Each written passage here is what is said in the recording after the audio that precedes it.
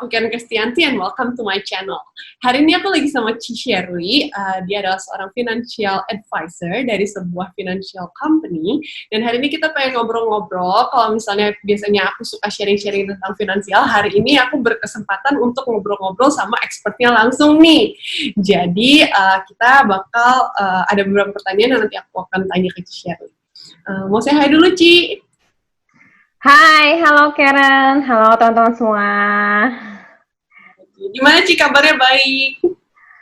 Baik, masih di rumah aja, menjaga protokol kesehatan, dan tentunya tetap produktif. Cici masih di rumah, nggak ke kantor? Belum ada? Aku bisa kerja dari rumah, Karen. Kerjaanku kan paling handle klien jarak jauh ya, gitu. Kalau ketemu sekarang udah bisa meeting online. Oh, enak banget. Tapi benar, teman juga kalau misalnya nggak ada butuh kemana-mana, sebaiknya sih di rumah dulu.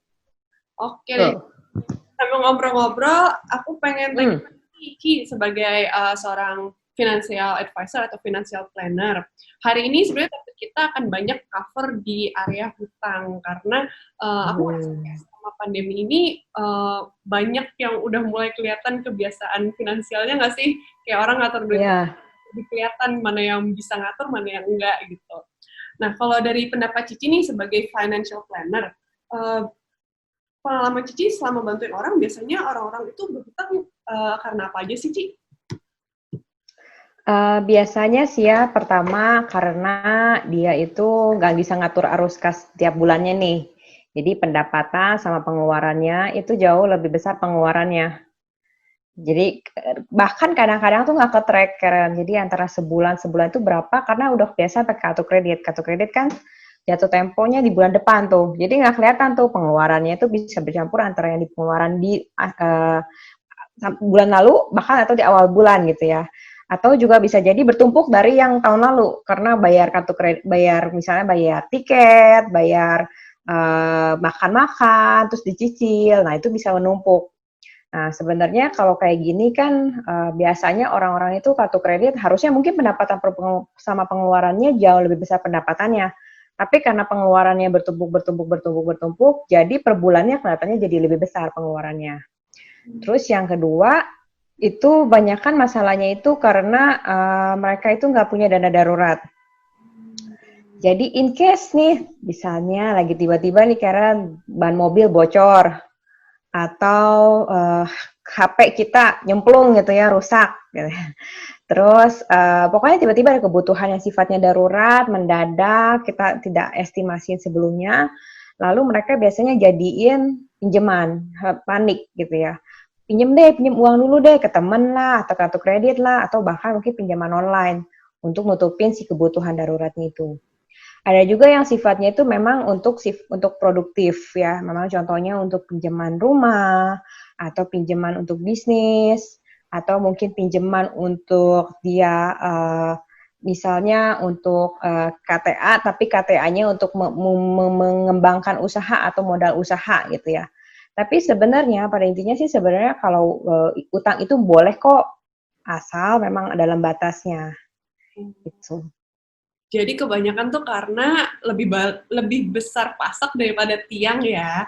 Yang pertama, kumpulin nih dari yang tadi Cici sempat share. Terus yang kedua adalah karena nggak punya dana darurat.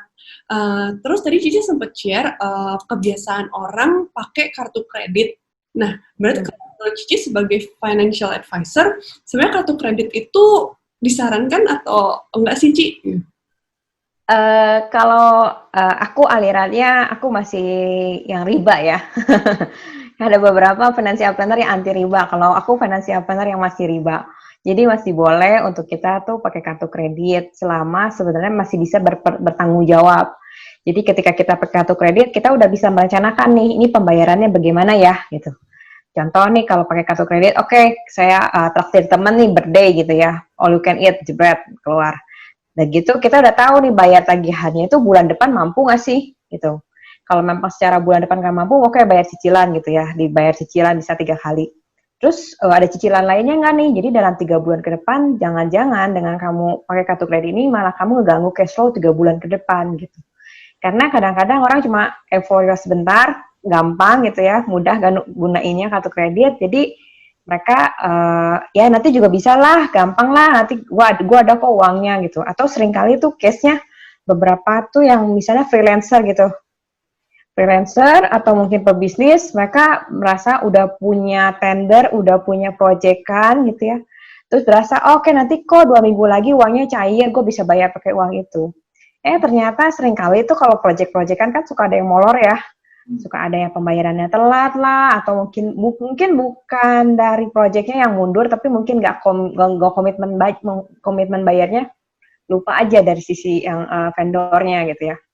Nah, itu bisa jadi ngegagalin rencana kita pembayaran pinjaman kita kan. Karena itu sih sebaiknya kalau memang kira-kira nggak ada rencana pembayarannya, kayaknya masih nggak pasti gitu ya. Sebaiknya jangan pakai kartu kredit, sebaiknya pakai cash. Jadi sebenarnya kalau menurut Shirley masih nggak apa-apa, cuman lebih disarankan pakai cash ya. Ya.